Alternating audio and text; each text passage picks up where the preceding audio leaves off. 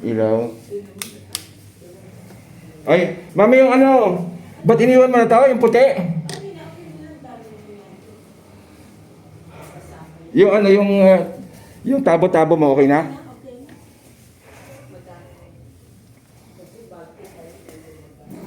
Yung earbuds, nakuha mo na?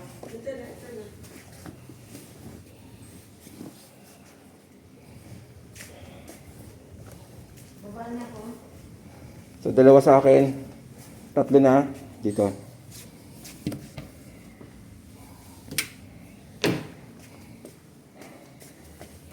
Okay, sige. Sige, baba ko na. Wala na siguro. Sa ilalim. Yung susi ba nasaan? Ay, susi. Iwan ko na lang.